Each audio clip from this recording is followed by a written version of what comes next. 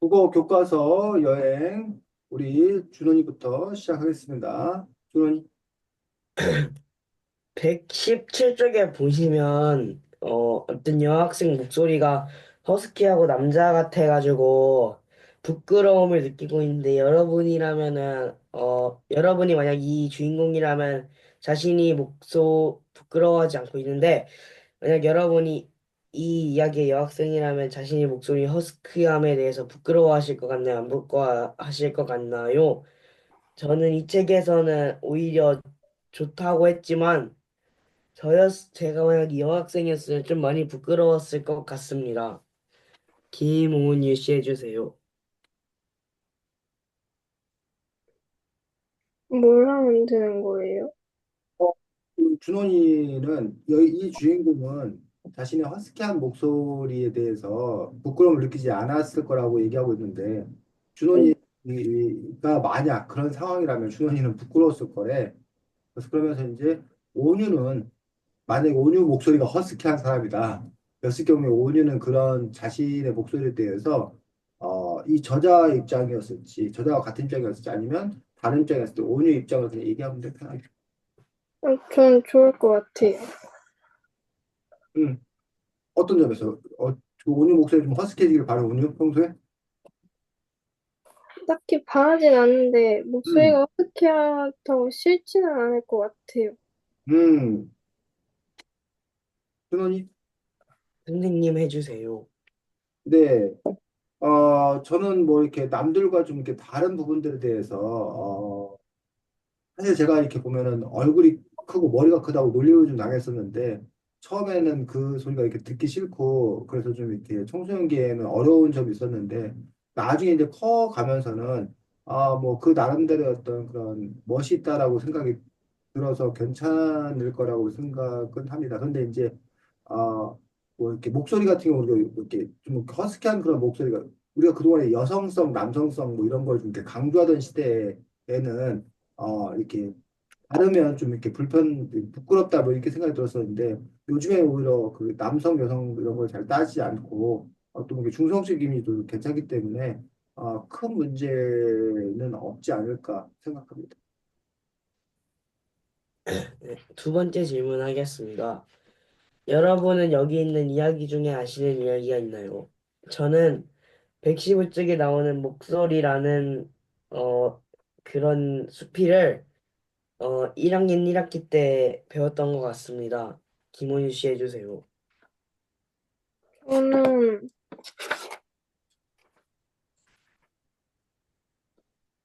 괜찮아랑 소나기를 교과서에서 읽어본 적이 있어요. 네, 선생님 해주세요. 네, 저는 뭐 여기 있는 이야기들 저자들은 아는데 여기 있는 이런 수필들은 사실은 거의 처음 보는 그런 수필들이어서 흥미롭게 읽을 수 있었습니다. 네, 여기에서 마치도록 하겠습니다. 네, 수고했습니다. 자, 온유, 준원이가 어떻게 진행하는지 봤어? 네. 이런 식으로 진행을 하면 됩니다. 그래서 온유도 아까 말했듯이 그렇다 하면 나도 이 정도는 할 수 있다. 라고 해서 혹시 아니면 책을 읽으면서 이런 게 좀 이렇게 얘기해보고 싶었다라는 게 있으면 온유가 좀 이따 진행을 하면 되고 아까 말했듯이 안 그러면 그냥 패스해서 다음이나 다다음 주도 진행하면 돼. 어때, 온유? 이번에는 모르겠어요. 그래. 그러면 다음에 하는 걸로 패스하는 걸로 하도록 하겠습니다. 그래서 이 책이, 이 책에 수록된 글의 종류가 뭐야? 이 책에 실려 있는 글들의 종류가? 책 수필요. 중에서 알죠? 그렇지. 수필입니다. 자, 뭘 보고 수필이라고 혹시 그런 줄 알아? 수필의 뜻이 뭐야? 자유롭게 쓴 거. 자유롭게 쓴 것. 본인은 어떻게 알고 있어, 수필에 대해? 수필, 응? 응. 수필은 뭘 보고 수필이라고 그래? 저도 자유롭게 쓴 걸로 생각하긴 했는데, 그렇지. 자유롭게 쓸 거 맞습니다. 그래서 여기부터 가는 대로 쓴 글. 이거 다, 이 말이 결국 자유롭게 쓴 글. 자, 자유롭다라는 것들이 의미하는 게 뭐다? 자유롭다라는 게 무슨 뜻이야? 준원이? 뭐가 자유롭다는 거야? 어, 쓸 때, 형식에 제약이 없다. 형식이 자유롭다. 그렇지. 수필이라는 거는 특정한 형식을 갖고 있지 않다라는 거예요. 그래서 우리가 뭐 논설문이다, 뭐 이런 식으로, 뭐 희곡이다, 뭐 이런 식으로 특정한 형식이 있는 그런 글들이 있다는 얘기. 근데 그에 비해서 수필은 어떤 형식에 얽매이지 않는다라는 그런 점에서 자유롭다라고 얘기하고 있는 거죠. 온유는 또 자유롭다는 게 어떤 의미를 갖고 있는지 혹시 혹시 뭘 하나 딱 정해놓지 않고 그냥 마음대로 쓰는. 딱 하나 정해놓지 않고 마음대로 쓴다. 그래서 그 부분에서 형식만 자유로운 게 아니라 내용 또는 글감, 소재, 소재라고 하기도 하고 내용이라고 하는데 글감이라고 하는데 내용 또는 글감이 자유롭다. 이런 글들을 우리가 수필이라고 얘기하고 뭐 영화에서는 그 에세이라고 얘기를 합니다. 그러면서 이 책에는 이제 수필이 종류가 있는데 커다랗게 경수필이라는 게 있고 중수필이라는 게 있다고 합니다. 혹시 들어봤어요? 경수필, 중수필? 학교에서? 온유. 안 들어봤어요. 안 들어봤고 준원이는 경수필은 들어봤어요. 경수필 들어봤어요. 경수필이 뭐라고 해? 경수필이 어, 근데 제가 수업에 집중은 잘 안 해가지고. 수업 시간에 왔는데 수업에 집중을 안 했어. 혹시 경량급, 중량급 뭐 이런 말 혹시 그 스포츠에서 뭐 권투 선수라던가 뭐 유도라던가 이런 데서 혹시 뭐 경량급, 중량급 혹시 이런 거 들어봤어? 이런 말? 저 느낌이 어때? 경량, 중량 하면 어떤 말 같아? 무게 말하는 것 같기도 하고. 그렇지. 아, 이걸로 하면 되겠다. 경차, 중형차 이건 들어봤지? 아, 어, 경차가 있고 우리나라 경차 다음에 이제 소형차가 있고 그다음에 중형차가 있고 그다음에 대형차가 있고 이른바 CC를 기준으로 해서 경차, 소형차, 중형차, 대형차 뭐 이런 식으로 나뉘거든. 같은 다 그런 의미를 갖고 있습니다. 그래서 이 경량급이라고 하는 무게가 가벼운 중량급이라고 하는 건 무게가 좀 무거운 체급의 그런 사람들을 얘기하고 그러면 경수필은 수필 중에서 좀 뭐한 가벼운 수필. 그래서 중수필은 좀 뭐 묵직한 무거운 수필. 그래서 좀 이상하지 않아? 무슨 수필이 무게가 있다고 가벼운 수필이 아니야. 묵직한 무거운 수필이라고 하는데 가볍다는 의미는 뭐고 무겁다는 의미는 뭘까? 준원이. 어,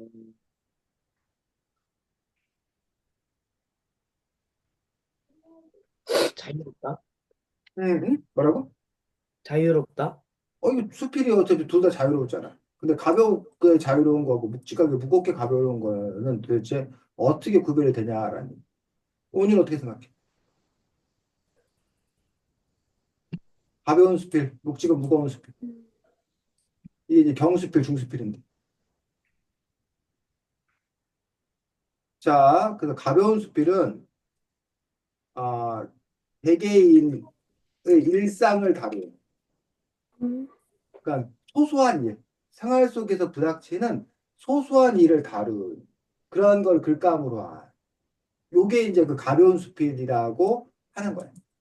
그리고 글 문체도 좀 더 이렇게 좀 밝고 뭐 이렇게 어쨌든 그러한 그 감정, 정서적인 어떤 그런 부분들을 갖고 있는 이게 이제 가벼운 수필, 경수필이라고 해요. 반면 묵직한 무거운 수필은 개개인의 일상보다는 사회 문제를 다루고 있는 사회 문제를 다루고 있는 공공에 관련된 이런 것들을 보고 우리가 이제 뭐라고 그런다? 중수필이라고 그런다. 글도 조금 더 상대적으로 좀 이렇게 묵직한 느낌, 문체 자체도 좀 딱딱한 느낌, 그런 느낌을 갖고 있는 걸 보고 우리가 이제 중수필이라고 얘기한다. 준원이 이제 경수필과 중수필의 그 개념을 좀 이해했어? 네. 자, 그러면 이 책에 나와 있는 여러 수필들 중에서 병수필은 뭐고 중수필은 뭐겠냐라는 거예요. 지금 여러분이 갖고 있는 책 커다랗게 두 파트로 나눠져 있지 않아 혹시? 응, 두 파트로 나눠져 있지. 응, 1장의 제목이 뭐야? 나와 너, 나와 너 파트가 있고 2장은 우리. 우리 파트 있는데 그 두 개의 파트가 한쪽은 경수필이고 한쪽은 중수필이야. 어디가 경수필 같아? 나와 너가 경수필. 나와 너에 있는 것들이 경수필이고 우리에 있는 것들이 중수필이라고 하면 경수필과 중수필이 어떻게 좀 차이가 구별되는지 좀 느낌이 와? 근데 이제 사람마다 이렇게 똑같은 사람을 보고도 선생님을 보고도 누구는 어유 야 날씬하네 그런단 말이야. 또 어떤 사람은 어우 너 엄청 살쪘다 너 엄청 뚱뚱하다 이런단 말이야. 그, 그래서 그게 사실은 가볍다 뚱뚱하다 뭐 이런 것들이 무겁다 이런 것들이 그 기준이라는 것들 기준점을 어떻게 정하냐에 따라서 달라지는 거죠. 뭐 3살짜리 꼬마가 보면 온유는 엄청 큰 거인인 거지. 근데 저기 막 키 2m 되는 농구 선수가 보면 온유를 보고 뭐라 그랬어? 아이고 귀여워 막 이럴 거 아니야. 어? 온유는 그냥 온유인데. 그런 점에서 이제 그런 차이가 있듯이 그 분들이 애매하긴 하지만 어쨌든 병수필과 중수필이 어떤 느낌이라는 것 정도 여러분들이 알아두면 되겠습니다. 그래서 이 책은 이제 특별히 학교 교과서에 실려 있는 그러한 수필들 중에서 뽑아놓은 것들을 볼 수가 있는데 어, 선생님이 학교를 다닐 때는 국정교과서라는 거였어요. 국정교과서라는 건 뭐냐면 국가에서 딱 정해준 거야. 교과서를. 그러니까 전국의 모 학생들이 모두 다 똑같은 교과서, 똑같은 내용을 갖고 공부했어, 선생님 때는. 근데 지금은 교과서가 뭐 선생님 정확히 잘 모르겠는데 거민정 교과서 뭐 이런 식으로 좀 이렇게 교과서가 바뀌었어. 국가에서 하나만 발행하는 게 아니라 여러 출판사에서 교과서를 만들어. 그리고 교육부에 가서 저기를 받아. 허락을 받아. 이거 교과서 쓸만해. 이건 교과서 자격이 없어. 그럼 허락받은 교과서가 여러 개가 있는 거야. 그럼 그 교과서들을 보고 각 학교에서 우리는 A 출판사 교과서를 쓸래요. 우리는 B 출판사 교과서를 쓸래요. 이렇게 선택할 수 있어. 그러다 보니까 같은 그 뭐야 1학년이어도 같은 2학년이어도 학교마다 교과서가 조금 다를 수가 있는 거야. 이해가? 그래서 그리고 이제 어떤 나라는 아예 자유 발행제를 택한 나라들이 있어. 자유 발행제라는 건 뭐냐면 그냥 선생님들이 자기들이 교과서를 만드는 거야, 그냥 직접. 그 나라의 허락도 안 받아. 그래서 그렇게 되면 이제 학교마다 다 뭐 하는 거야? 다른 거야. 심지어는 아예 교과서가 없는 것도 있어. 그럼 선생님이 그냥 자료 가져다가 그냥 이렇게 수업을 하는 그런 여러 가지 형태가 있는데 어쨌든 우리나라는 지금 현재 아마도 뭐 그 과목마다 다르고 뭐 이럴 수 있는데 범인정 교과서 정도를 쓰기 때문에 출판사마다 그 안에 있는 내용이 교과서 내용은 좀 이렇게 다를 수 있기 때문에 그래서 아마 여기서 여러분들이 이미 본 수필도 있고 또 처음 본 그런 수필들도 있을 거라고 생각합니다. 그래서 뭐 수필을 읽으면서 여러분들이 할 수 있는 것들이 여러 가지가 있다고 생각하는데 아, 다음 주에 어, 보면 우리 수업이 다음 주 수업이 준호나 뭔지 알아? 어, 글쓰기. 다음 주 수업이 글쓰기 수업이야. 그래서 어, 우리가 보통 우리가 보통 3번 책을 읽고 한 번 글을 쓰고 이렇게 될 거예요. 한 달에 한 번 정도 글을 쓸 거거든. 네, 알고 있었어? 아니면 전혀 몰랐어? 모르고 있었어요. 모르고 있었어. 글 쓴다는 건 알았어? 아니면 그냥 책만 읽고 얘기한다는 건 알았어? 글 쓰는 걸 몰랐어요. 글 쓰는 건 몰랐어. 그래서 우리가 보통 3번 책을 읽고 한 번 글을 쓰는데 다음 주가 글 쓰는 시간이야. 그래서 여러분들이 미리 글을 써서 그래서 함께 읽고 그러고 나서 그 글 쓴 거에 대해서 서로 이제 평해주고 그 다음에 고쳐쓰기 할 거예요. 고쳐쓰기 할 거여서 쌤이 온유가 글을 잘 쓸 거라 기대할 것 같아? 기대를 안 할 것 같아? 기대 안 하실 것 같아. 그래서 기분 나빠? 아니요. 쌤이 기대 1도 안 해. 왜냐하면 뭐 쌤이 물론 뭐 온유가 뭐 글을 잘 수도 있고 그러는데 쌤 입장에서 어쨌든 처음 보는 거기 때문에 뭐 처음부터 잘하고 오히려 이상한 거야. 그래서 그냥 온유가 할 수 있는 만큼 보여주면 되고, 그러면 쌤은 이제 쌤이 알고 있는 만큼 또 가르쳐 주면 되고, 그럼 또 온유가 그걸 보고 더 성장하면 되고, 뭐 이런 과정이기 때문에, 그리고 온유는 준원이하고 경쟁하러 온 거야? 아니요. 시합하러 온 거 아니야? 그렇기 때문에 그냥 서로가 이렇게 도와주는 그런 관계이기 때문에 그냥 있는 그대로 잘 이렇게 보여주면 됩니다. 자, 준원이 그 선생님이 다음 주에 글쓰기 과제를 뭘 낼 것 같아? 어, 정수 필수기. 그렇지. 다음 주에 과제가 바로 여러분이 직접 수필을 한편 써보는 과제를 줄 겁니다. 그래서 정수필을 쓰던지 중수필을 쓰던지 누구 마음? 네, 뭐, 여러분 마음, 여러분. 뭐 경수필, 중수필 상관없습니다. 수필이라고 해서 자유롭게 쓴다고 그랬잖아. 그래서 여러분들이 일상의 일들에 대해서 여러분이 써도 좋고, 아니면 요즘 사회적으로 또는 뭐 국제적으로 문제가 되고 있는 어떤 그런 일들에 관해서 그걸 붙잡아서 여러분의 생각을 담아서도 좋고, 다 온유 마음이라는 거야. 준혼이 마음이라는 거야. 또 이 책에 보면 글의 길이도 일정하게 정해져 있어? 아니면 제각각 다 달라? 네. 어때? 같아, 달라? 달라요. 달라. 여기 보면, 여기, 무슨 작품이야? 너는 대신에 나는 의로 말티기. 두 번째, 정채봉 그 시인의 작품 같은 경우는, 뭐 이거는 수필인데 수필인지 시인지도 모르겠어. 두 쪽도 안 돼. 이렇게 짤막하게 해도 다 이제 이렇게 자기를 표현하는 그런 글들도 있고, 뒤에 뭐 어떤 그 작가의 작품, 중수필이지, 뒤에 어떤 작가의 작품은 뭐 거의 뭐 살아 돌아온 토끼의 생존 비법을 공개합니다. 같은 최원석 선생님의 글은 12쪽, 12쪽이 걸쳐 있는 그런 글을 쓰기도 했다라는 얘기예요. 그래서 글의 길이도 제각각인 걸 볼 수가 있는데 그런 점에서 여러분들이 뭐 어느 정도의 길이로 쓸 것인지, 어떤 소재를 택해서 할 것인지, 어떤 형식으로 쓸 건지, 그것들이 다 누구 나름이야? 준원이나 온유가 쓰기 나름이다. 그런 점에서 그런데 이제 하지만 수필이기 때문에 여러분들이 있어야 되는 게 뭐냐? 결국은 뭐 수필뿐만 아니라 다른 글도 마찬가지인데 그 글을 통해서 내가 이야기하고 싶어하는 바가 뭐냐? 보여주고 싶어하는 바가 뭐냐? 그게 일단 있어야 돼. 그것이 길든 짧든 뭐든 간에. 그 얘기는 뒤집어 말하면 여러분이 여기 있는 작품들을 보면서 이 수필가는 이 사람은 이 작품을 통해서 우리에게 뭐를 얘기하려고 하고 있다. 뭘 말하려고 하고 있다라는 걸 여러분들이 알아야 되지. 파악할 수 있어야 되지. 이해했어? 두 번째로는 글을 읽는 맛이 있어. 맛. 글 맛. 여러분이 어떤 이 작품들 읽으면서 이렇게 감탄하는 작품.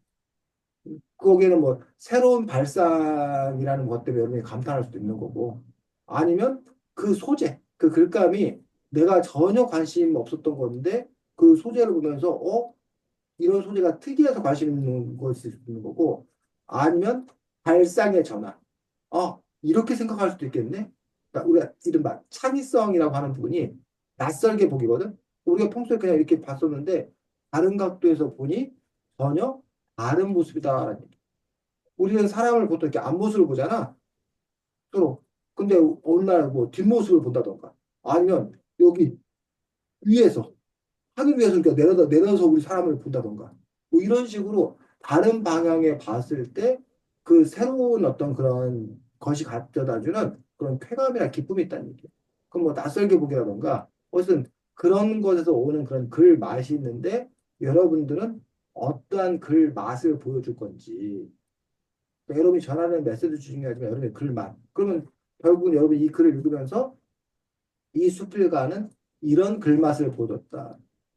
이 숲이란 이런 특징이 있다. 이런 걸 발견한 다음에 그것들을 여러분들이 여러분 글 쓸 때 여러분이 적용해서 응용해서 쓰면 여러분 또 얼마든지 좋은 글을 쓸 수 있을 거다라는 거지. 이해했어? 그래서 우리가 그냥 글쓰기 수업이 아니라 독서 비슷 글쓰기 수업이기 때문에 늘 독서와 이렇게 연결이 돼. 우리가 이번 책을 읽었던 것들을 바탕으로 다음 글을 쓸 거고 그렇기 때문에 여러분들이 이 글쓰기 역시 독서였던 건 연장선상이라고 생각합니다. 그래서 우리가 다음 주에 글 쓸 걸 여러분들이 생각하면서 글은 이렇게 쓰는 거다. 이 사람들이 어떤 그 글의 형태를 통해서 배우고 여기 있는 그 수필가들 중에서 여러분 마음에 드는 수필을 받아서 그거를 우리가 패러디해서 그 흉내내어서 글을 쓰는 그것도 괜찮아. 여러분들 같은 경우는 이렇게 배우는 학생이기 때문에 그렇게 잘하는 사람들 어떤 그런 글을 따라 써보는 그다음 뭐 그대로 뭐 베껴 쓰라는 게 아니라 그걸 여러분의 버전으로 바꿔서 써보는 걸 통해서 여러분이 성장할 수 있다는 거예요. 자, 그래서 우리가 몇몇 작품을 그런 것들을 염두에 두면서 살펴볼 수 있도록 하겠습니다. 자, 먼저 첫 번째 이야기가 뭐?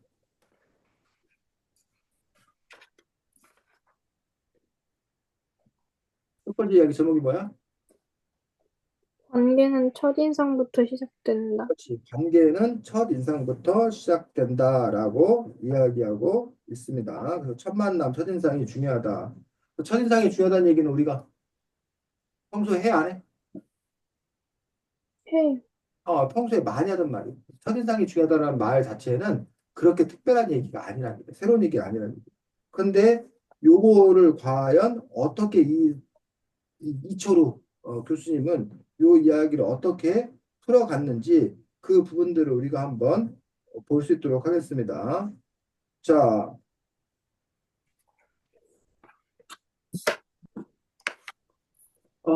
선생님이 지금 책을 여러 권 다른 책을 갖고 있어. 선생님 책은 그쪽이거든. 요 사진 나오는데, 요 사진 아래, 너희들 이 사진 있어?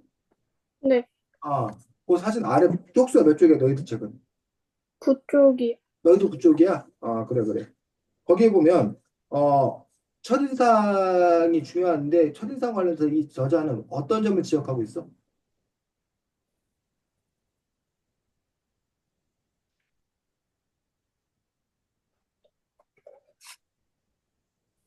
제한적이에요.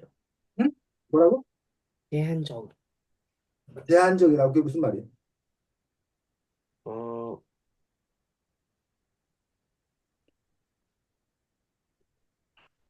어, 지금 준호이가 말한 부분들을 쌤도 얘기하고 싶었던 건데, 뭐가 제한적이라는 거야?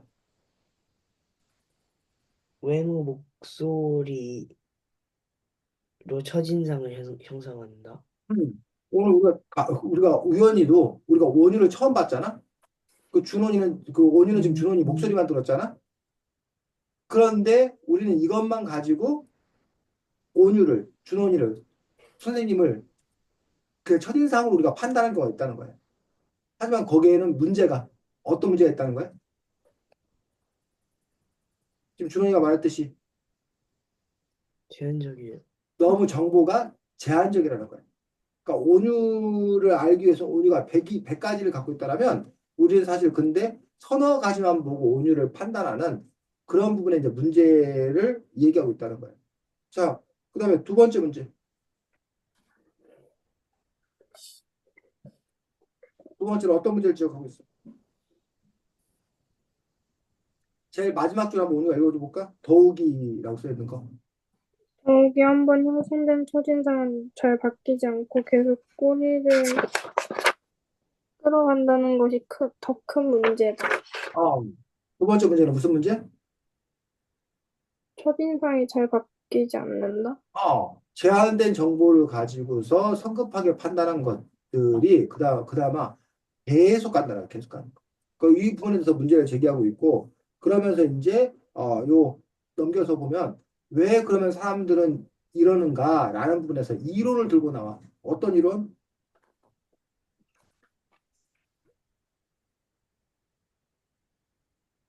왜 첫인상은 계속 가는가에 대해서 어떤 이론을 얘기하고 있어?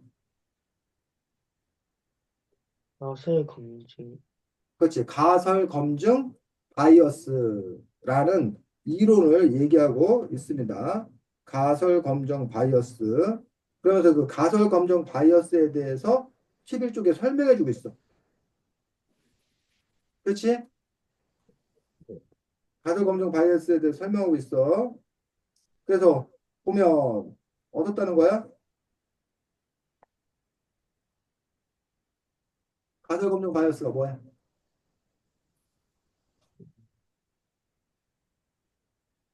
가설 검증 바이어스가.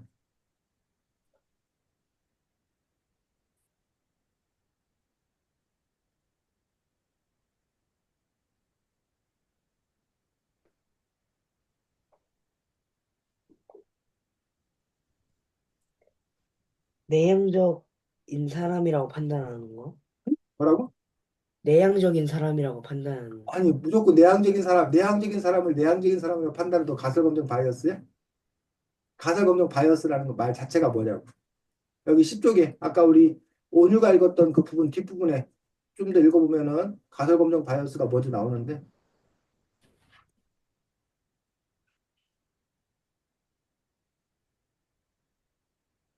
첫인상은 안 바뀌는. 그러니까 첫인상이 안 바뀌는 그 이유를 설명하고 있잖아. 가설 검증 바이어스로서 가설 검증 바이어스라는 말 자체가 무슨 뜻인지. 한 과정을 거듭해 가면서 자기의 생각이 옳다고 제멋대로 확신해버리는 거? 그러니까 그렇게 옳다고 확신하냐고. 그 이유가 뭐냐고.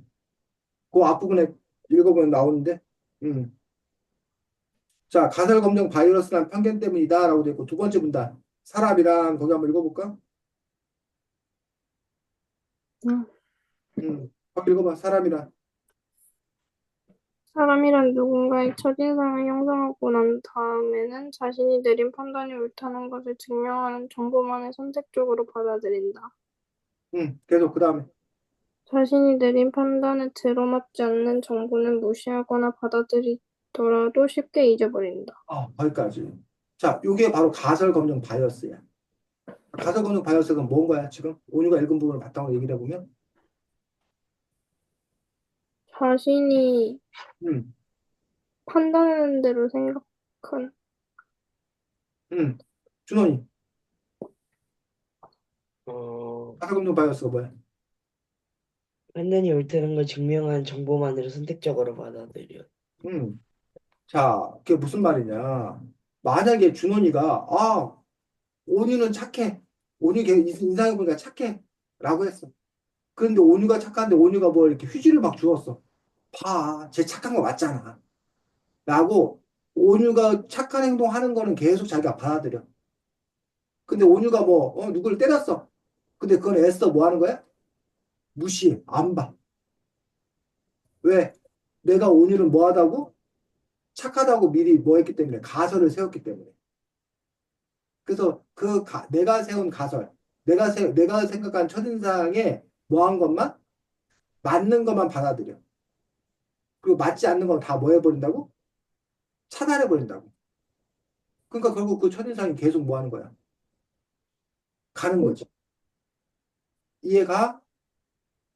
어. 음, 그래서 왜 첫인상이 계속 가는 건가라고 하는 부분들에 대해서 사람들은 자기가 결론 내려놓고 미리 결정해놓고 거기에 맞는 것만 가져오기 때문에. 준원이는 공부를 잘해. 근데 준원이가 영어 100점 맞았대. 그럼 봐. 준원이 공부 잘하잖아. 근데 과학 50점 맞았대. 근데 그 과학 50점 맞은 얘기는 뭐 한다는 거야? 안 한다는 거야.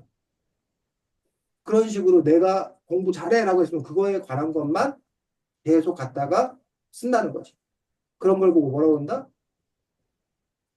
가설, 검증, 바이어스라는 용어를 쓴다라는 얘기. 이해가? 네. 자, 원래는 판단할 때 어떻게 해야 돼? 판단할 때. 원래대로 간다면. 판단하기 전에.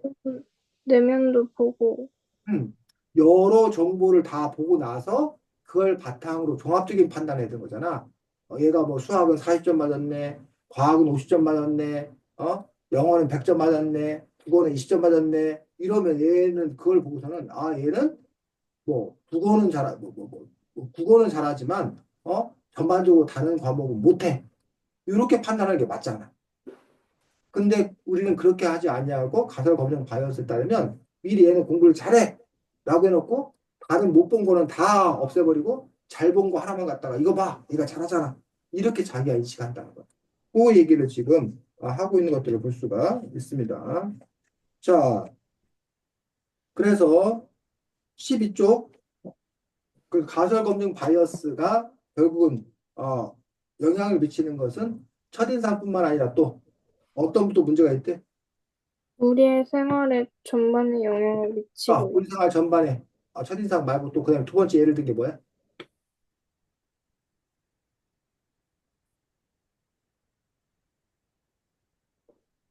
가설 검증 바이어스가 영향을 미치는 것이 첫인상 또 두 번째로는 지금 우리 오류가 말했던 그 부분. 응? 혈액형? 혈액형. 온유는 혈액형이 뭐야? 저 B형이요. B형 여자야. 준원이는 O형이요. O형이야. 쌤은 A형이야. 뭐 혈액형에 관한 그런 얘기 속설 알아? 아니요. 몰라. 온유는 준원이는 속설이요. 저 혈액형 관련돼서 그 사람이 성격이 어떻다. 뭐 이런 거 못 들어봤어? 들어봤어요. O형은 어떻대? 화 잘 낸대요. O형이 화 잘 낸대? 그래? A형은 A형이요. 보통 A형은 뭐라 그래? 잘생겼다. A형이 잘생겼대? 그게 성격이야? 선생님 그런 얘기 처음 봤네. 선생님 보통 A형은 소심하다고 보통 많이 얘기하거든. 오늘 그런 얘기 못 들어봤어? A형이 뭐 소심하다. 혈액형은 모르고 요즘은 MBTI만 그렇지, 요즘 MBTI 많이 하지. 그래서 O형은 보통 이렇게 활달하다. 그 다음에 AB형이 너무 뭐 이렇게 성격이 좀 이렇게 이상하다 막 이런 식으로 막 얘기하는 경우가 있거든. 근데 그런 혈액형을 우리나라하고 일본만 그렇게 혈액형의 성격을 열심히 믿는다는 거야. 심지어 서양 사람들은 자기 혈액형도 모르는 경우도 많다는 거야. 심지어.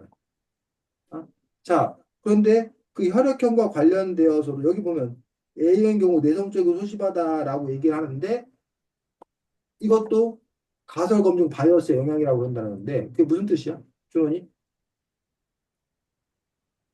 어, 그 나오는 것만 이제 집중해서 본다.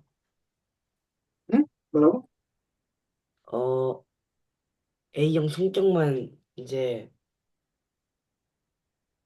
잘 본다. 응. A형이라는 사람이 사실은 활달한 사람도 있어.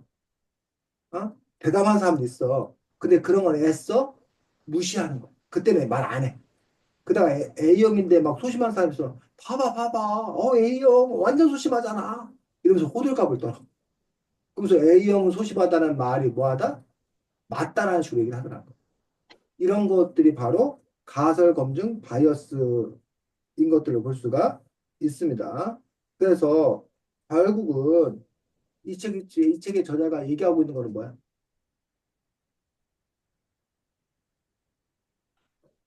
어, 첫인상 잘 형성해야 된다. 어? 첫인상을 잘 해야. 첫인상을 잘 형성해야 된다라고 주장하고 있는 거야. 이 책에서. 그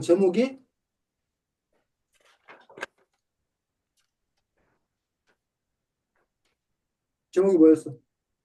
관계는 첫인상부터 시작된다. 관계는 첫인상부터 시작된다. 그러니 첫인상을 신경 써야 된다고 얘기하는데, 근데 좀 이상하지 않아? 이걸 읽으면서. 이걸 읽으면서, 그래, 맞아. 그런 우리가 첫인상에 신경을 써야 돼. 라고 여러분들이 공감할 수 있고, 아니면 여러분이 이거에 대해서 비판적으로 바라볼 수도 있거든. 좀 이상하다라고 바라볼 수도 있거든. 어때, 오늘은? 맞는 것 같긴 해요. 맞는 것 같아. 준원이는? 저도 그런 것 같아요. 자, 그럼 지금 준원이하고 온유는 이 글 저자의 주장에 동의하고 있어. 자, 이 글 저자의 주장은 이런 식으로 돼. 사람들은 가설 검증 바이어스에 영향을 받는다. 그래서 사람들은 뭐 첫인상을 결정짓고 거기에 맞는 정보만 받아들인다. 그래서 첫인상은 계속 간다. 그러므로 첫인상을 좋게 줘야 한다. 좋게 주어야 한다. 요게 지금 요 이철우 교수의 어떤 그런 주장이에요. 맞아? 그래서 이 교수의 어떤 그런 아이디어는 바로 요 가설 검증 바이어스라는 것에 아이디어를 갖고 있는 거예요. 그래서 왜 첫인상이 중요한 건가라는 부분을 어떻게 보면 증명하고 있는 어떤 그런 글들이다라는 얘기예요. 자, 근데 사실은 정반대의 글을 쓸 수도 있어요. 이 글과 정반대의 글을 쓴다면 어떻게 정반대의 글을 쓸 수 있을까?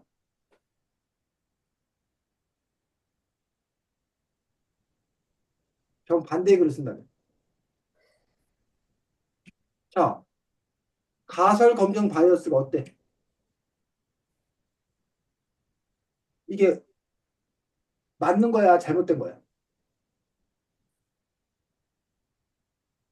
잘, 어?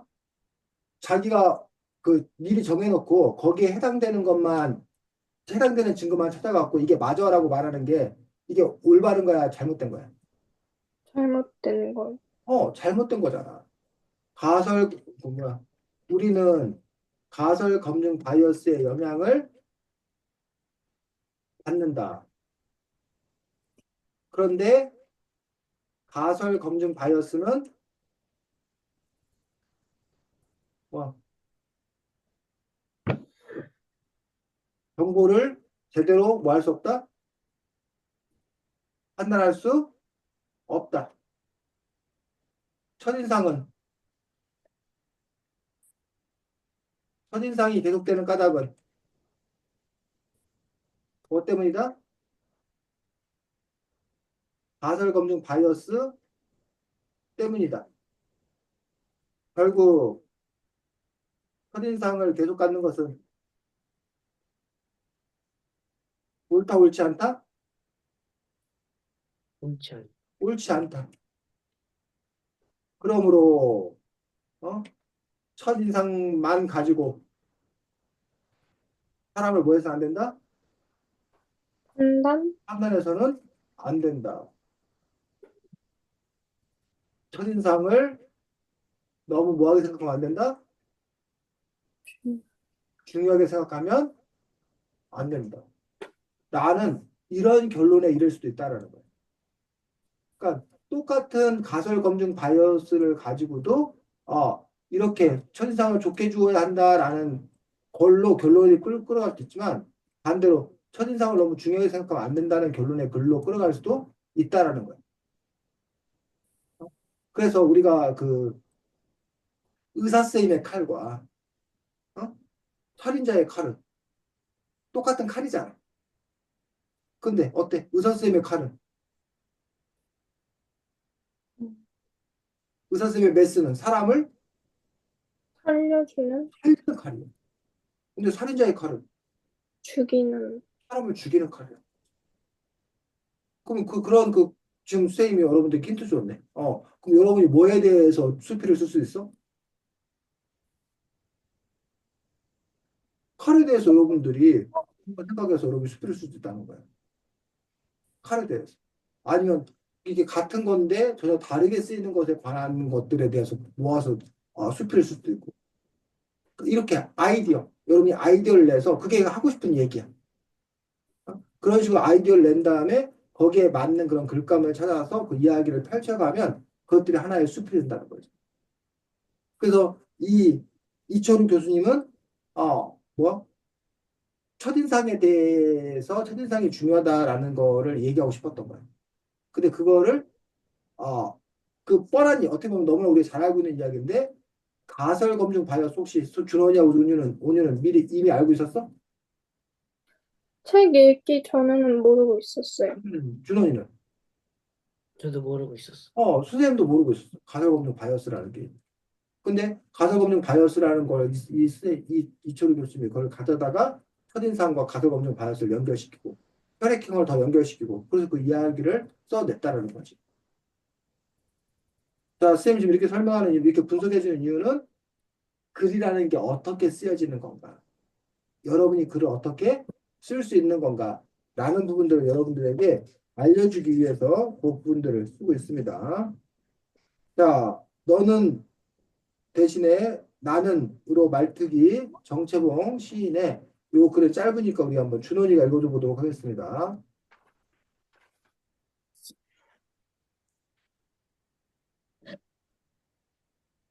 준원이. 화가 치밀어 오를 때 더욱 기말할 때 여간 주의하지 않으면 안 됩니다. 이럴 때 너는 이라는 말 대신에 나는 이라고 말해 보셔요. 그러니까 상대방을 뜻하는 대신 자기 자신이 느끼고 있는 것을 그리고 왜 그렇게 느끼는지를 말하는 겁니다. 비난받으면 누구라도 화가 나고 설령 자신이 잘못했다고 치더라도 자신의 비난하는 상대방이 싫어지는 게 대부분의 경우랍니다. 당신도 아마 누군가에게 너 때문이야 라는 말을 들으면 기분이 나빠질걸요. 그래서 결국 요 정채봉 시인이 하고 싶은 얘기는 뭐였던 거야? 음,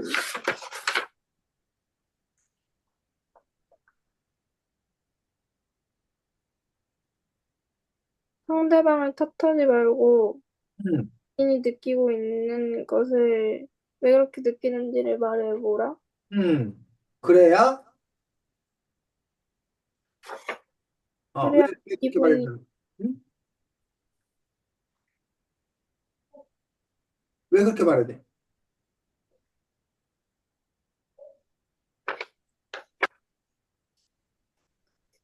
준호아, 왜 그렇게 말해야 돼? 지금 온이가 말한 대로 왜 그렇게 말해야 돼? 왜 너는이라고 말하지 말고 나는이라고 말해야 된다는 거야?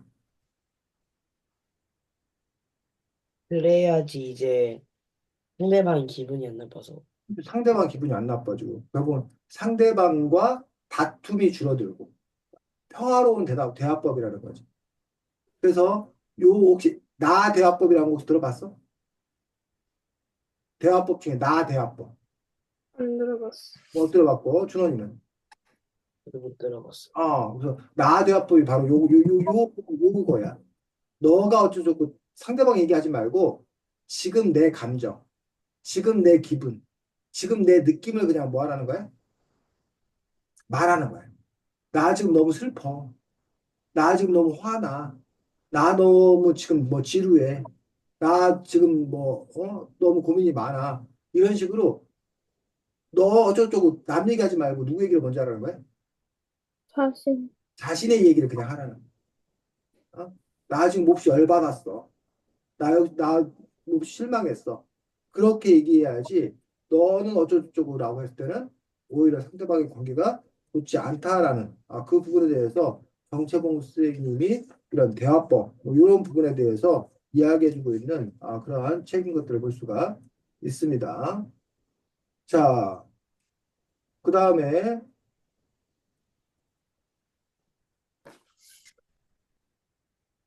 장현희 교수님 얼마 전에 돌아가셨는데 장현 얼마 전 몇 년 됐네. 장현 교수님 2009년에 돌아가셨으면 꽤 됐군. 여러분 태어나기 전인가? 2009년이면 어때? 태어났어? 아니요. 안 태어났어 아직? 2009년이면 그렇군. 근데 엄청 젊구나. 여러분 태어나기 전에 돌아가신 분이네. 장현 교수님이 상당히 유명하신 분인데 제목이 뭐야? 괜찮아. 괜찮아라는 그러한 수필을 이렇게 쓰셨습니다. 자,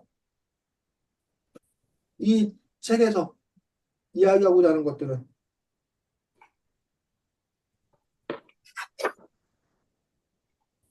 괜찮아는 다시 시작할 수 있다는 희망의 말이다. 음, 준원이는 괜찮아요? 음, 어, 저도 그런 것 같아요. 음.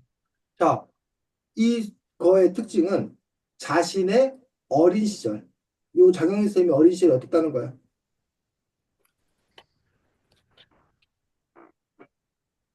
안 괜찮았다.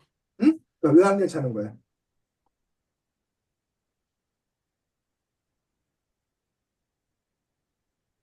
노는 걸 싫어했어요. 음. 주로 이제 이 아이는 뭘 좋아했던 거야? 장영희 쌤은? 책 읽는 거예요. 그냥 책 읽는 거 좋아했어. 노는 거보다. 그래갖고 혼자 있는 걸 좋아했다는 얘기야. 그런데 무슨 일이 있었던 거야? 19쪽에 보니까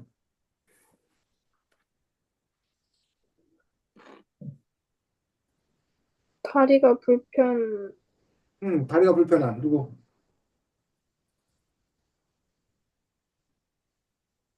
다리가 불편한 누가? 다리가 장영이. 불편. 응? 장영희 쌤 다리가 불편한데. 그렇지. 참 누가 온 거야? 이 그래서 혼자 앉아 있는 이 저기에게 장영희 쌤에게 깨약장수, 엿장수가 와서 뭐라고 그런 거야? 괜찮아라고. 괜찮아라고 말을 한 거야. 그게 바로 이 제목이에요. 괜찮아. 그러면서 여기 스님 책으로는 19쪽인데 거기 제일 마지막 하지만 그건 중요하지 않다라고 돼 있는 거 한번 누가 읽어볼까?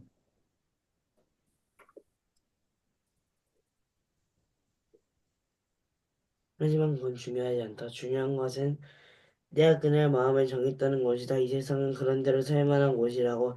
좋은 친구들이 있고 선의의 사랑이 있고 괜찮아라는 말처럼 용서와 너그러움이 있는 곳이라고 믿기 시작했다는 것이다. 어, 오, 그러면서 이 장영일 선생님이 바로 장영일 선생님 같은 경우에는 태어나자마자 소아마비를 알아갖고 두 다리를 쓰지 못하는 1급 장애인이었다는 얘기. 그렇게 장애를 갖고 있었지만 엿장수 아저씨의 괜찮아라는 말 덕분에 그 말을 의지해서 살아갈 수 있게 되었다라고 얘기하고 있는 거죠. 그래서 세상 사는 것이 만만치 않다고 느낄 때, 죽을 듯이 노력해도 내 마음도 일이 풀리지 않을 때, 그럴 때마다 이 사람은 뭐라고? 그 엿장수 아저씨가 자신에게 했던 그 괜찮아. 나는 그 한마디의 말, 그 한마디의 말을 붙잡고 세상을 살아간다라고 얘기를 하고 있는 거예요. 자, 요 괜찮아라는 작품은 자기의 뭘 바탕으로 쓴 거야? 경험, 경험을 바탕으로 쓴 거야. 그럼 온유가 준원이가 좀 이렇게 살아온 인생이 있잖아. 벌써 10, 뭐 3, 4년 뭐 3, 4년을 살아왔잖아. 그럼 13, 4년의 어떤 그런 살아왔던 경험들 속에서 기억에 남는 말, 그 상황, 그런 거 하나를 붙잡아서 그 이야기를 풀어내도 그것도 뭐가 된다는 거야? 그것도 수필이 된다.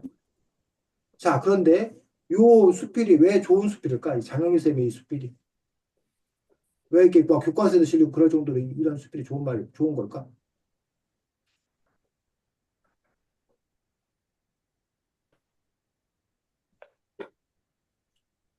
좋은 글이어서. 그냥 왜 좋은 글이냐고. 좋은 글이어서겠지, 당연히. 왜 좋은 글이냐고. 경험을 자세히 써놔서 경험을 자세히 써서. 근데 그냥 그 경험이라는 게 많잖아. 자기가 김치찌개를 열심히 끓였어. 그 경험을 자세히 쓴다고 해서 과연 그 글이 우리가 좋은 글이라고 그럴까? 물론 뭐 그래도 좋은 글일 수 있어. 근데 왜 특별히 요 강영희 쌤의 글이 좋은 글일까라고 하는 부분들에 대해서 우리가 생각해 볼 수 있는 지점은 뭐냐면 괜찮아라는 말이 장영희 쌤한테만 필요한 말이 아닌 거야. 왜? 왜 장영희 쌤한테만 필요한 게 아니야? 모든 사람한테 필요한 말이어서. 모든 사람한테 왜 필요하냐고. 준호한테도 이 괜찮아라는 말이 필요해? 어, 준호나? 어, 온유한테는 괜찮아라는 이 말이 필요해?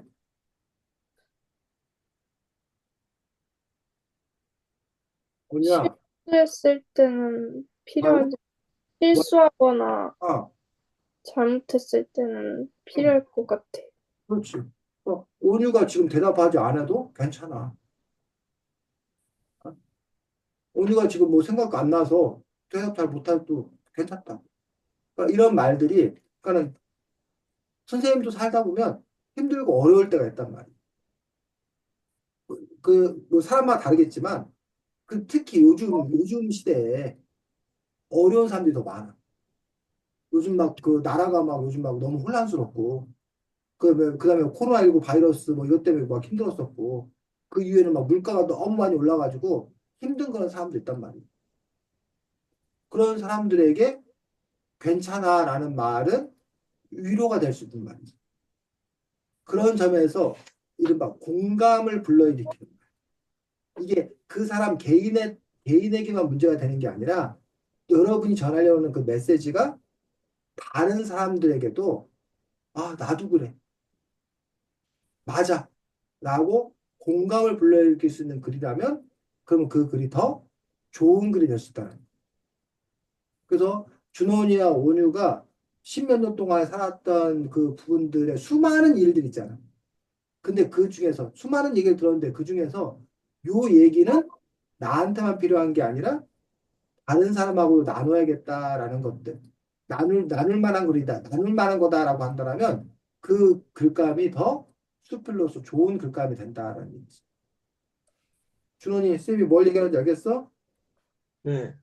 그래서 그런 부분들. 그러려면 이제 두 가지가 필요해. 하나는 세상 사람들에게 뭐가 필요할까? 세상 사람들이 뭐에 대해 관심을 가질까? 라는 세상을 볼 줄 파악할 수 있는 어떤 그런 힘이 필요해. 두 번째로는 그것과 걸맞는 여러분의 삶의 이야기가 필요해.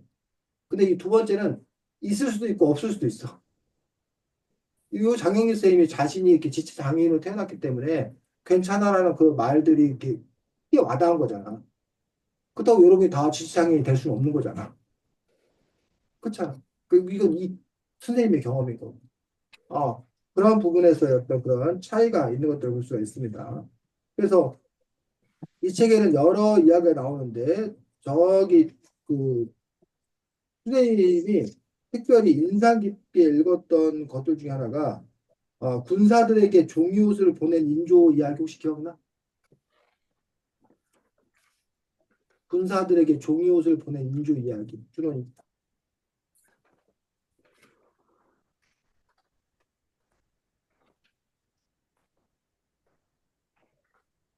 옛날에 했던 거예요. 어? 너가 어, 군사들에게 종이옷을 보낸 인조라는 그 수필 여기 책에 나와 있는 수필 내용 스토리가 기억이 나냐고. 온유 기억나? 이게 아, 스킬이 너무 많아서 그치, 그치. 기억하기가 좀 힘들어요. 맞아, 맞아. 자, 근데 제목 자체를 보니까 군사들에게 종이옷을 보낸 인조인데, 인조 임금은 알아? 인조는? 알긴 알아요. 알긴 알아. 준원이, 인조. 이름은 들어봤던 것 같아요. 아, 여러분들이, 우리나라가 임진왜란은 임진년에 일본 우리를 쳐들어온 거잖아. 임진왜란. 그 선조임금 때야. 선조임금 때. 그 다음에 인조임금 때 우리가 난리를 겪은 게 혹시 뭐? 음, 임진왜란 다음에. 준원이, 기억 안 나? 임진왜란 다음에요. 임진왜란 다음에 또 일본이 쳐들어와서 임진왜란 겪은 다음에 얼마 지나지 않아서 또 이번 어디가 쳐들어왔어? 중국? 중국, 그렇지. 중국의 무슨 나라? 청나라. 아, 청나라 쳐들어온 게 뭐였어? 병자년에 청나라 쳐들어왔다고 해서 병자, 네. 호란. 병자호란 기억났어? 그 병자호란에서 청나라가 쳐들어와. 그래서 인조가 어디로 도망을 가? 인조 임금이 어디로 도망을 갔지? 병자호란 당시? 러시아? 러시아? 그 나중에 이제 고종 때고, 고종 때 이제 아관 파천한 거고, 병자호란 때 어디로 도망을 가냐면 남한산성, 남한산성으로 도망을 가. 그랬더니 청나라 군대가 그 남한산성을 땡 둘러싸고 포위를 해. 그래서 그 남한산성에서 이 사람들이 뭐야? 오갈 수가 없는 거야. 그 추운 겨울이야. 먹을 것도 없어. 막 그러니까 나중에는 그 말을 잡아갖고 뭐 이렇게 나눠주고 막 그런 일도 막 벌어지겠단 말이야. 근데 이거는 병자호란을 배경으로 하고 있는데 군사들에게 종이옷을 보낸 인조거든. 종이옷. 그래서 여기 보면 뭐가 나오냐면 낙폭지라는 게 나와. 낙폭지. 쌤 처음 알았어. 들어봤어? 낙폭지? 음, 기억나?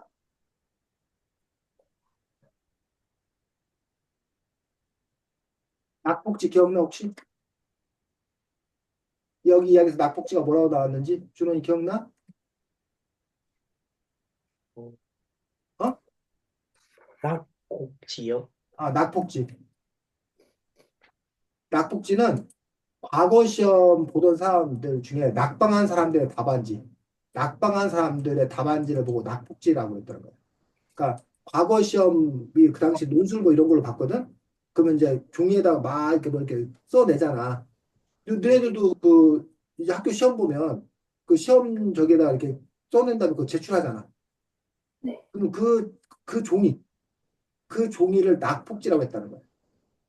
근데 이 낙폭지를 뭐 했다는 거야? 나눠줬다는 거야. 군사들에게. 왜? 이거 옷으로 입으라고? 근데 어떻게 종이인데 종이를 옷으로 입어?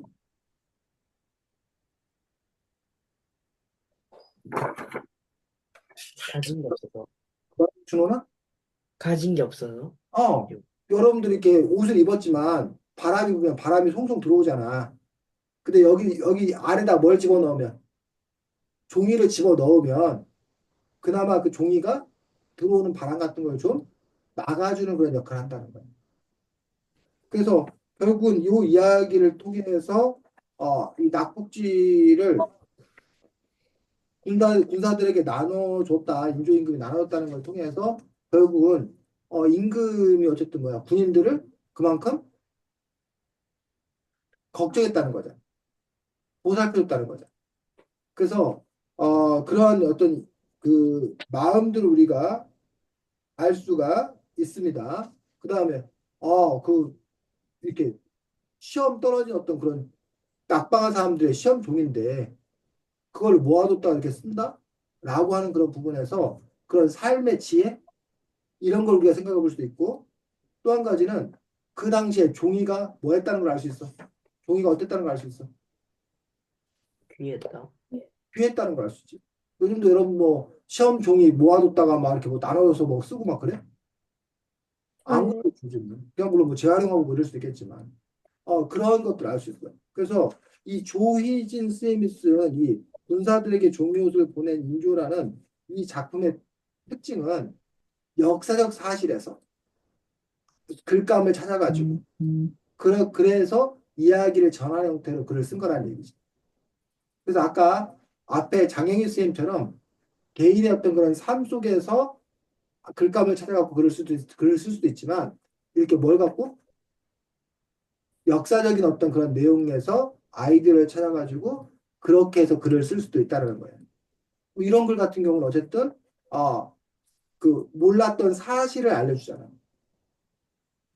그래서 새로운 내가 그 몰랐던 어떤 그런 새로운 것을 보게 됐을 때 즐거움이 있거든, 기쁨이 있거든. 그런 거를 주는 또 수필이라는 거야. 그래서 이 책에 보면 뭐 그 기차 얘기 기억나? 제목이 기차 철도와 시간, 철도와 시간이라는 이야기. 우리 이야기 첫 번째 이야기. 준호나 기억나? 철도와 시간? 음, 약간 좀 기억나요. 응? 약간 기억나는 것 약간 같아요. 기억나? 네. 온유는? 기억이 엄청 나진 않은데, 음. 자, 철도와 시간이라는 거, 여기 사실 너무 많아 기억이 잘 안 날 수 있는데, 철도와 시간이라는 이야기는 우리는 언제부턴가 시간의 지배를 받고 살았다는 거예요. 근데 그 시간의 지배를 받게 된 어떤 그런 일들이 철도의 발명부터라는 거예요. 왜냐하면 철도는 정해진 시간 안에 꼬박꼬박 이렇게 오는 거기 때문에. 그래서 언제부턴가는 사람들이 시간에 맞춰 살기 시작했다는 거예요. 즉, 옛날에는 준원이가 배가 고프면 밥을 먹었어. 지금 사자들이 그렇잖아. 사자들이 배고프면 사냥을 해. 그래갖고 이제 잠깐 먹었어. 그럼 사자들이 그다음부터는 그냥 늘어져 자. 쉬어, 그냥 계속. 그다음 다시 배고프면 뭐해? 그때 사냥을 해. 그러면 온유하고 준원이가 생각해봐. 온유, 준원이도 배고프면 그때 밥 먹어? 아니면 아침이면 아침 먹고 점심이면 점심 먹고 저녁이면 저녁 먹고 해서 그 시간 되면 밥을 먹어. 거의 다 시간대로. 어? 온유 뭐라고? 저는 그냥 배고플 때 먹는 것 같아요. 온유는 그러면 점심 됐는데도 배 안 고프면 밥 안 먹어? 그럼 패스해? 배가 안 고프면은 안 먹긴 하는데 안 고픈 일은 없어가지고. 그래, 그래, 그래. 온유가 그렇게 알고 있거든. 준원이는? 어, 전 시간대로 먹는 것 같아요. 그래서 사람들이 많이 그렇다는 얘기야. 배가 고프다 안 고프다 어차피 뭐 좀 이따 배고플 거니까 그냥 시간에 따라서 이게 사는 어떤 그런 분위기. 지금 온유하고 준원이하고 선생님도 마찬가지야. 우리가 지금 막 공부를 잘하고 있어. 근데도 시간 다 됐으니까 이제 뭐 해야 돼? 끝내야 돼. 또 반대로 오늘 막 컨디션 안 좋아. 그 한 10분 했는데 너무 힘들어. 근데도 뭐 해? 우리 1시간 수업이니까 뭐 해? 1시간 수업 해야 된다는 거야. 이렇게 우리가 시간에 맞춰 살게 되는 그런 부분들이 언제부터 생겨나는 건가라는 부분들에 대해서 또 이야기하고 있는 거야. 그다음에 은행문을 왜 안쪽으로만 열리는 거에서 문을 안쪽으로 열리는 문, 뭐 미는 옆으로 열리는 문 이런 거에 대한 이야기도 선생님이 한 번도 생각해 본 적이 없는 거예요. 근데 그런 문을 여는 곳, 닫는 곳, 뭐 이런 것들이 다 나름의 이유가 있다는 거예요. 이런 것들을 이렇게 풀어 써준 거지. 이렇게 새로운 깨달음을 주는 것들, 이런 것들도 좋은 수필의 어떤 그런 소재가 될 수 있다는 겁니다. 자, 그래서 제일 처음 얘기했었는데 다음 주에는 뭐를 할 거라고? 글쓰기. 글쓰기에서 다음 주에 여기 와서 쓰는 게 아니라 온유가 일주일 동안, 준원이가 일주일 동안 수필 한 편 쓰면 돼. 그래서 타이핑 할 수 있지, 온유야. 네. 그래서 타이핑을 해서 온유 혹시 카톡을 해? 카톡 있어요. 카톡 있으면 선생님한테 카톡으로 보내줘도 좋고 아니면 엄마한테 선생님하고 엄마하고 카톡 연결돼 있으니까 네. 엄마 통해서 선생님한테 카톡 보내도 좋고 안 그러면 그냥 너 갖고 있다가 여기 다음 주에 와서 채팅창에다 이렇게 보내도 되거든. 파일 있으면 그렇게 해도 되고 그래서 온유 편한 대로 하면 돼. 그런 식으로 해서 다음 주에 이제 온유가 글을 띄워놓으면 그 글을 우리가 함께 보고서 같이 평하고 또 그 글을 고쳐 쓰는 그런 연습을 할 거예요. 네. 쓰고 싶은 내용을 쓰고 싶은 만큼 쓰고 싶은 형식으로 쓰면 된다. 그럼 다음 주까지 있는 책은 없는 거예요? 그치. 다음 주까지 책은 없어. 그리고 이 책을 다음 주에도 한 번 더 갖고 왔대. 그래서 글쓰기가 혹시나 빨리 끝나면 오늘 못다한 이야기 마저 다음 주에도 할 거야.